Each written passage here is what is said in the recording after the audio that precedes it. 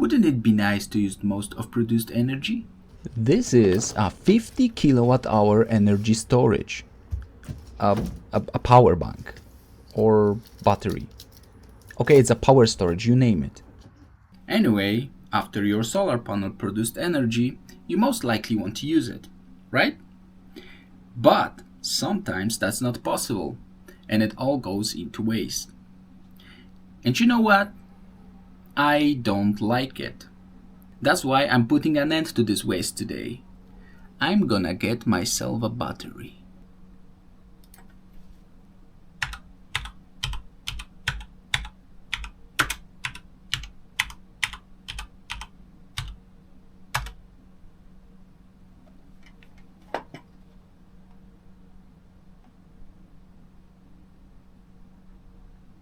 Yeah, I have to build it myself.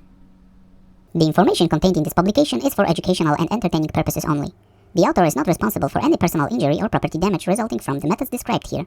Always consult a licensed electrician and check the regulations in your country before starting the installation. In the last episode, I showed you how I designed my installation. So to recap, I have installed 4200 watts of solar panels on my roof, and right now I'm going to build 15 kilowatt power storage. I've ordered batteries and BMS from China, and now they arrived. I hope that crap works. First of all, why from China? Let this chart speaks for itself. Well, let's put it out bluntly. China has no competition in solar market. That's why. I don't really know how much will you pay for batteries in the moment you're watching this video, because that depends on the technology evolution, shipping costs, Chinese economy, and this whole tariff vanguard we're experiencing right now. Yeah, that one sucks. However, you can check it yourself. Visit Alibaba, search for batteries you like, in my case, lifepo 4, lifepo, whatever, filter for reviews, sort by volume, and choose auction. If you don't want to deal with duties, you can also filter by location. Maybe your seller is already stocked in your country. Choose your offer and click Chat. Type what you want and wait for an offer. You can also buy Enclosure and BMS from there if you want. I purchased my BMS from AliExpress because I found a good offer from official JK BMS store. However, Enclosure starts from $450. So, yeah, thank you, I'm gonna make it myself. But what type of battery should you use to build your energy storage with?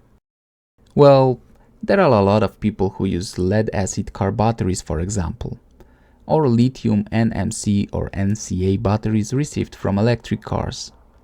There are even people who use lithium-ion recycled battery cells, but if you ask me, all of them can be pretty dangerous.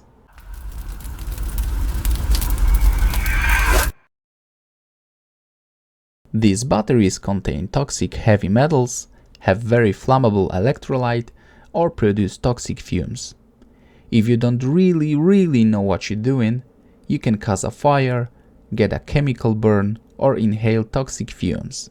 And I don't think you need that. On the other hand, lithium iron phosphate batteries, or LiFePO, these batteries don't include heavy metals. Believe me, iron and phosphate are nowhere near as toxic as lead, cobalt, or mangan. Anyway, electrolyte, which is present and necessary in any type of battery, is reactive by nature. Its main purpose is to carry electric charge between the anode and the cathode of the battery. Electrolyte allows flow of the charge. Lithium ions are flammable, but that's where PTC, or positive temperature coefficient device, comes into play.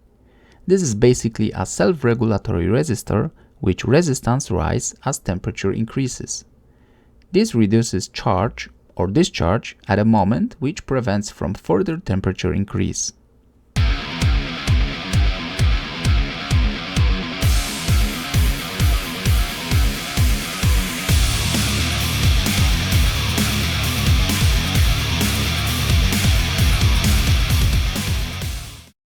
Alright, but let me say it out loud. That doesn't mean that these batteries are 100% safe. When build-up thermal runaway continues, lifepo starts to decompose their organic carbonates and lithium salts, forming a gas mixture in which carbon dioxide and carbon monoxide are the least harmful components. At the same time, lithium hexafluorophosphate, I don't know how did I say that, reacts with even tiny amounts of moisture inside the battery to produce hydrogen fluoride, a highly corrosive and toxic acid. And oh boy, let me tell you, you really don't want to have any contact with this acid. But let's continue. As internal pressure rises, the cell's built-in safety valves open and vent these hot toxic fumes. This mechanism prevents from explosion and/or fire. This of course results in battery damage, but that would be the least of concern at a moment, am I right? Okay, I'm tired from all this chemistry.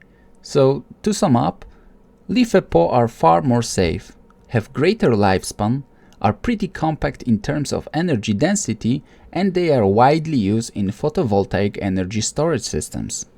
Oh, and by the way, they are cheap!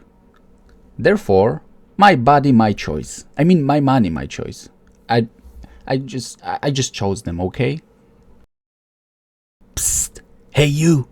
If you want to learn more about building your own solar installation, check out my ebook, where you can find every step from the very beginning to working system.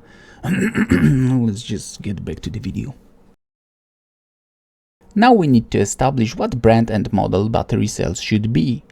I need my power storage to work under 48 volts, because that's what my inverter can handle, according to the documentation.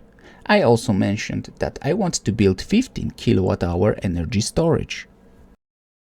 So, knowing that I need to focus here, I'm going with EV 280 Ah 3.2 volts battery cell.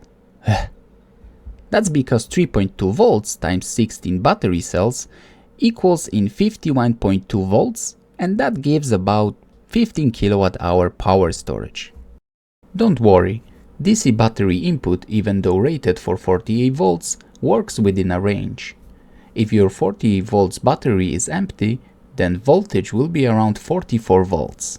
And when battery is charged to maximum, it reaches about 57 volts. That's why 51 volts is somewhere in the middle of battery charge. And there they are, fresh from the oven. I mean, factory in China. Now we need to put it somewhere. Unfortunately, enclosures are way too expensive. And this is just unacceptable. That's why I'm building one myself. With a little bit of steel, OSB and rubber, I'm going to save... What actually did I pay for all the materials? 50 bucks? Something like that. So I just earned $400. And so do you, so hit that like and subscribe, you cheap bastard! Anyway, if you want to build one yourself, go ahead and use this sketch. Now, let's get down to business.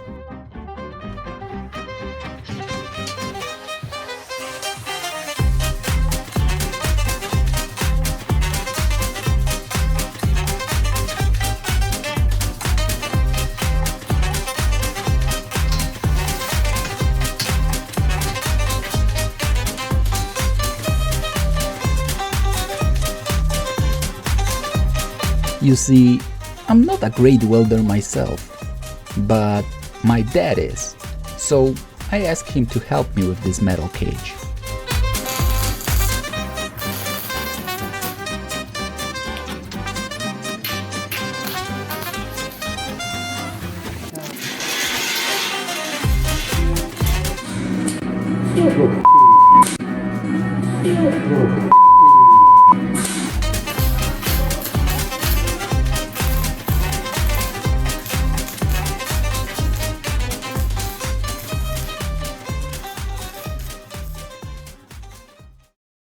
Hello guys,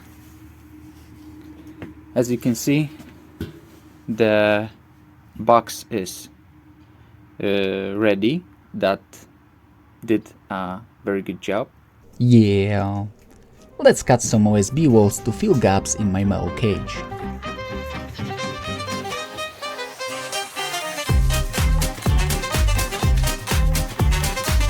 I have painted the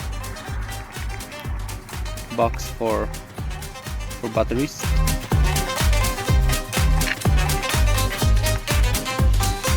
Some people might think that having batteries inside the OSB cage is dangerous, and it actually can carry some risks. But I already explained that lifepo quite rarely produces fire under overload. Internal resistor or BMS safety features will prevent from overheating. Some loose connections or undersized wires are much bigger of a deal. I will explain to you later how to make sure those things won't be a problem. If you are still freaking out about using OSB, you can use some non-flammable support for walls and the floor of the enclosure, like polycarbonate, ABS, maybe fiber cement board or carbon fiber. Make your judgment.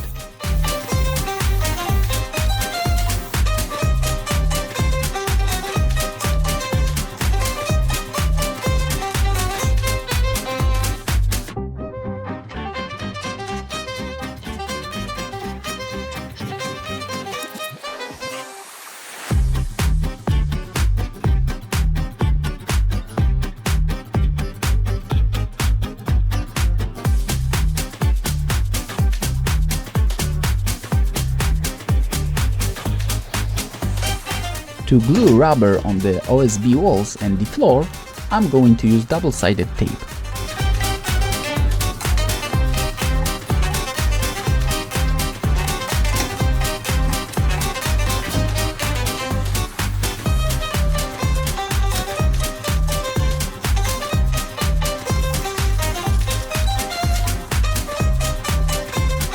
If I will be off even by 1 centimeter, battery cells won't fit in the enclosure, or I couldn't use busbar connection in the last row.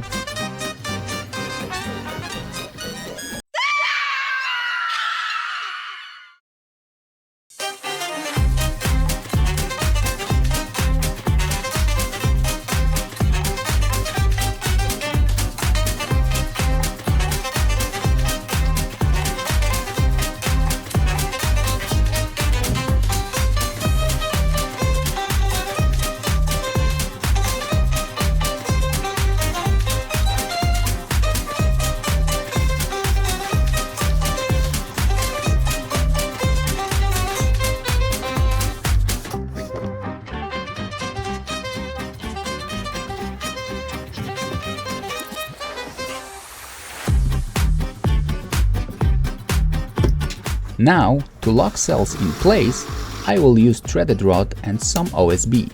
Check it out. Next, I'm going to mount BMS and wire everything together. I am using JK BMS PB2A16S20P. That means it has 2 amps of balancing power, can handle up to 16 cells, and have 200 amps charge and discharge current. It's widely popular in my configuration, and I need to say that I'm pretty satisfied with its capabilities.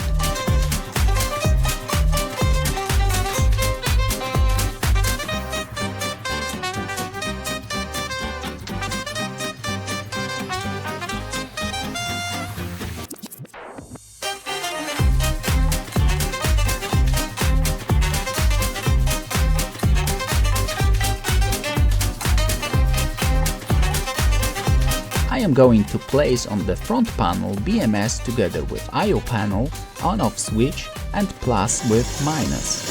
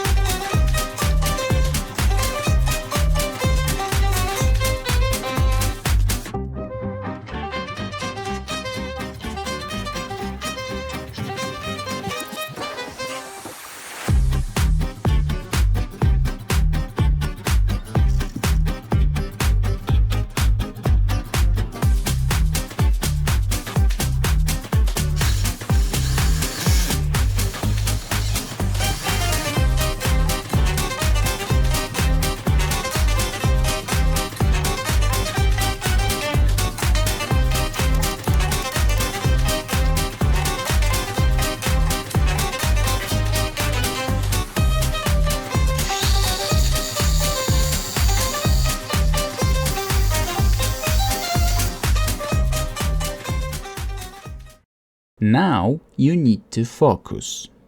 I will explain you how to wire up BMS with cells so you won't burn down your shed. First, busbars. Every other cell needs to be reversed, so when you place busbar between cells, it needs to connect plus with minus. I am connecting this battery in series, which means we will add up voltage of each cell. Be super careful here, because if you will close circuit with even 2 battery cells, the busbar will get extremely hot immediately. You probably won't be even able to take busbar off due to the temperature. Eventually, busbar might weld and battery cell vents might pop off, or cell might even explode. Hope I painted bright picture here. Here is a scheme of connection. It needs to be connected exactly as shown. By the way, if you didn't notice, all battery cells are having this little sticker with QR code, which you can scan and check your cells online via lifepo 4-cell scanner. But that's not all. This sticker also points toward battery minus. Well, at least mine does. Next, BMS balancing wires.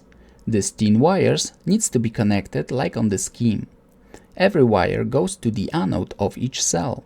Then BMS main plus is also going on the plus of the first cell. BMS minus, marked as B minus on the other hand, should be connected to the last cell. Then from BMS P minus we are going straight to the inverter battery minus. Lastly, first battery cell is also the main plus of the battery, and we need to connect it to the inverter battery plus. Remember, the main power storage plus and minus line should have properly thick wires. The bigger inverter and power storage, the thicker wire you should use. I don't really want to make this video too long, so if you want me to record something about picking right wires for your power storage, then let me know in the comments section.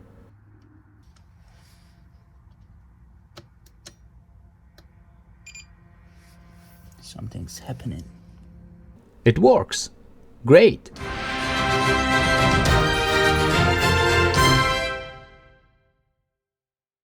Pro tip: these bus bars are not covered with anything.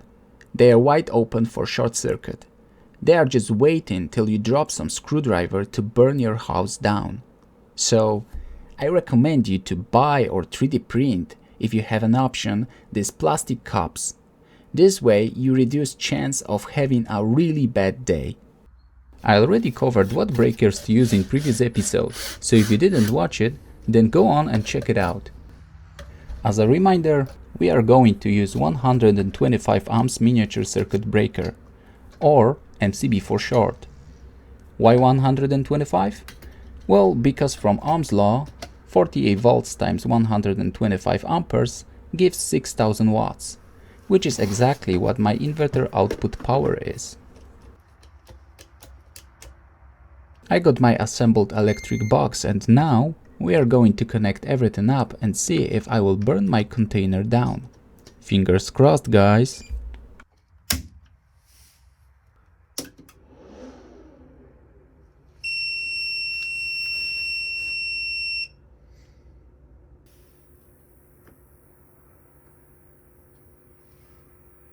Yeah, we have 229.1 volts.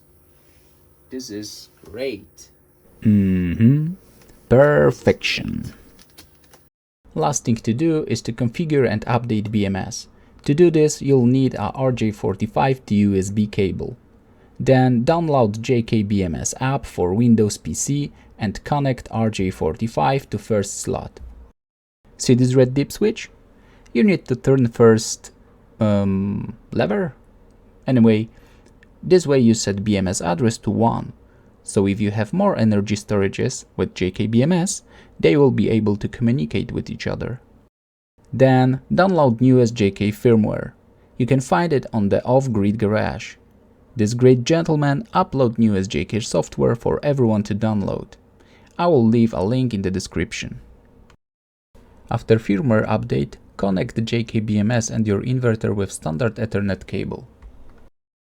If you want, you can download JK BMS app on your phone and connect via Bluetooth. Unfortunately, every firmware update needs to be done with PC app and the cable. Sniff sniff. From the app on PC or phone, you can configure your BMS, change password, apply quick settings, and even set some advanced configuration like max voltage per cell, balancing voltage activation, heating pad, and so on. As for me, I just set quick settings for lifepo 4 and then set number of cells and their capacity. And that's it. It's done. Oh my god, so much happened, right? We'll continue to finish the installation in the next episode because, it's still dark there. I need to wire up the container. So for those of you who don't want to miss that, hit that like and subscribe. If you have any questions, write them in the comment section below. I promise that I will answer all of them. For those of you, on the other hand, who want to build their own solar grid, how do I look? It's good, right? You can purchase my ebook about making your own solar grid. Link in the description box below. So, till the next one. Cheers!